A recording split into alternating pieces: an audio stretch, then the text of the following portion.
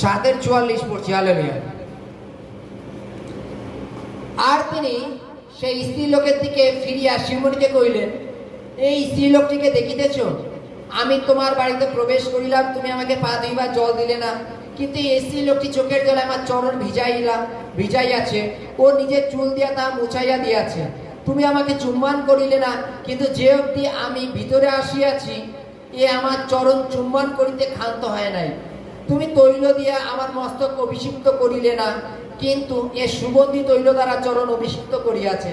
এই জন্য তোমাকে কইতেছি, ইহার যে বহু পাপ তা ক্ষমা হইয়াছে, কেননা এ অধিক প্রেম করিল। কিন্তু যাহাকে অল্প ক্ষমা করা যায়, সে অল্প প্রেম করে। Hallelujah, hallelujah. ঈশ্বরের প্রেম আমরা কিভাবে দেখাই? হালেলুয়া। যেটুকু উপরে উপরে দেখানো যায় ঠিক সেইটুকুই দেখাই, তাই তো, ভেতরেরটুকু দেখায় না। পুরাতন নিয়মে ঈশ্বর বশির মাধ্যমে অনেক রকম আজ্ঞা দিয়েছিলেন, যে একজন বাড়িতে অতিথি আসলে সেই অতিথিকে কিভাবে আতিথ্য করতে হয়, সেই সমস্ত বিষয়, তাই তো নাকি? আগেকার দিনের আর কি ঠাকুমা দাদুরা বাড়িতে নতুন বউ আসে, তাকে শিখিয়ে দিত যে বাড়ির লোক অন্য অতিথি আসলে কিভাবে আতিথ্য করবা তোমরা। হয়তো খানিকটা ঈশ্বরের থেকে আর খানিকটা নিজেদের থেকেও খানিকটা আসতো। যেমন কেউ যদি সিনিয়র ব্যক্তি আসে, তাকে নমস্কার করো, তাকে বসার সঙ্গে খাবার জল দিও, বা যদি কারেন্ট না থাকে একটু হাত পাকা দিয়ে হাওয়া করো, তার ভালো মন্দ জিজ্ঞাসা করো। সে চলে যাওয়ার সময়, কাকা আসবেন কিন্তু আবার ঘুরে যাবেন কিন্তু, তাই তো। এইভাবে দাদু ঠাকুমারা আগেকার দিনের লোকেরা এইভাবে আতিথ্য করত। কিন্তু এখনকার দিনে আতিথ্য কি রূপে হয়? আমাকে কিছু শেখাতে হবে না, আমরা জানি নতুন বউ আর কি। তারপরে যদি বলে চলো বৌমা বাড়িতে কয়েকজন লোক এসছে, 2-3 জনের জন্য চা বানাও, চা বান দাও, তুমি একটা দুটো ঠান্ডা নিয়ে আসো, দুটো ঠান্ডা এনে দাও, তাই তো নাকি? চাটা করার সময় নেই, আবার বাসন কি মাজবে। হালেলুয়া। এবার বলছে আত্মীয় চলে যাওয়ার সময় আগেকার দাদু ঠাকুমারা কি বলতো, যে কাকা আবার আসবেন কিন্তু মাঝে মাঝে ঘুরে যাবেন। আর এখনকার দিনের লোকেরা কি বলে? মনে মনে বলে যে আর যেন না আসে, আসলেই তো খরচা, আসলেই তো আবার সেই বলবে চা বানাও, এবার অশান্তির ব্যাপার, তাই তো। হালেলুয়া। বাইবেলে যীশু খ্রিস্ট, বাইবেলের কাছে অনুতাপিনী স্ত্রী, একজন অনুতাপিনী স্ত্রী, সে যিশুর নিকট আসলো যখন শুনতে পেরেছে যে যীশু খ্রিস্ট ওই শিমনের বাড়িতে নেমন্তন্ন খেতে এসছে। হালেলুয়া। বাইবেলে লেখা আছে একটা ঘটনা, যে যখন আগে বিয়ে বাড়ি ছিল, যীশু খ্রিস্টের প্রথম আশ্চর্য কাজ কান্না করে বিয়ে বাড়িতে জলকে দ্রাক্ষা রস করা, তাই তো। সেই বিয়ে বাড়িতে প্রবেশের দ্বারে বড় বড় জ্বালা ছিল, তাতে জল থাকতো। যে কেউ বিয়ে বাড়িতে প্রবেশ করতো, সে পা ধুয়ে হাত ধুয়ে তারপর বিয়ে বাড়িতে প্রবেশ করতো। এটা একটা বড় আতিথ্য। বাইবেলে বলছে যীশু খ্রিস্ট যখন শুনেছে যে শিমনের বাড়িতে এসছে, তখন সেই স্ত্রী লোকটি সেই শিমনের বাড়িতে চলে গেছে। গিয়ে সে কি করছে? যীশু খ্রিস্টের পাকে চুম্বন করছে। যীশু খ্রিস্ট বসে আছে, তার পাকে চুম্বন করছে। সে কান্না করছে, তার চোখ দিয়ে যে জলটা পড়ছে, সেই জলটা তার মাথা চুল দিয়ে মুছে দিচ্ছে আস্তে করে। হালেলুয়া।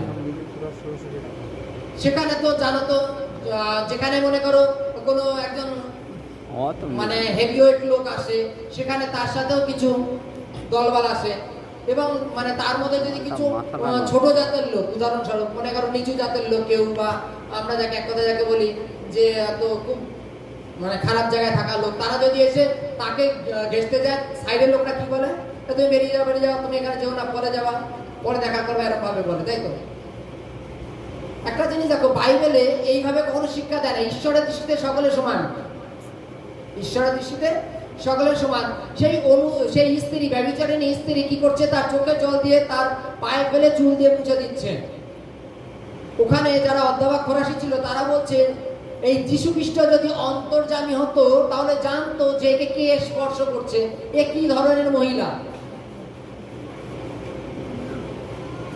যীশু খ্রিস্ট শিমনকে ডেকে বলছে, যার বাড়ি নিমন্ত্রণ খেতে গেছে, যীশু খ্রিস্ট তাকে ডেকে বলছে যে শিমন, তুমি বিচার করো তো, কারো যদি 5 টাকা আর কারো যদি 10 টাকা, মনে করো আমি কাউকে 5 টাকা দিয়েছি, কাউকে 10 টাকা দিয়েছি, সরি 5 টাকা 50 টাকা।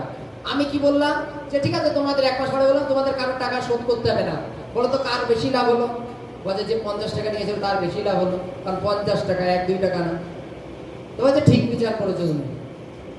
আজকে তুমি আমাকে নেমন্তন্ন করেছো তোমার বাড়িতে, এবার নেমন্তন্নের আতিথ্য সম্বন্ধে কি তুমি জানো না? আতিথ্য সম্বন্ধে তোমার কিছু অভিজ্ঞতা নেই। যখন আমি তোমার বাড়িতে আসলাম তুমি আমার পা ধুলে না, হালেলুয়া। তুমি আমার পাকে চুম্বন করনি, তুমি আমার মাথায় তেল পর্যন্ত দেওনি। করেছো কিছু আতিথ্য করেছো? ঘরে আসলাম, এসে তোমার সাথে খেতে যেতে বসলাম, কিন্তু এই স্ত্রীটার আতিথ্যটাকে দেখো।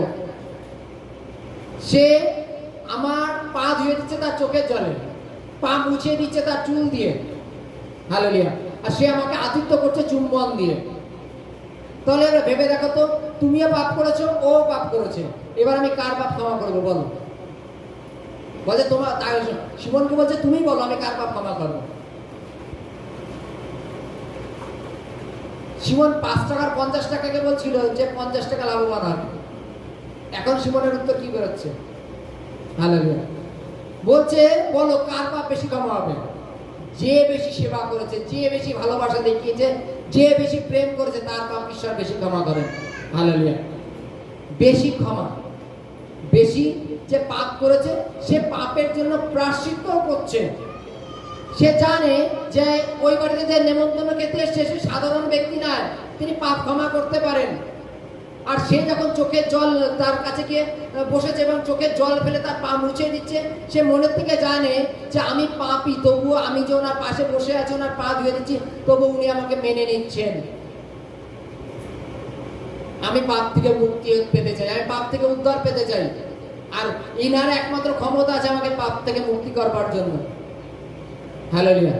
যীশু খ্রিস্ট কি বলছে যে বলো কার পাপ বেশি ক্ষমা হলো? হালেলুয়া। আমরা একটু বাইবেল আবার দেখবো। হালেলুয়া।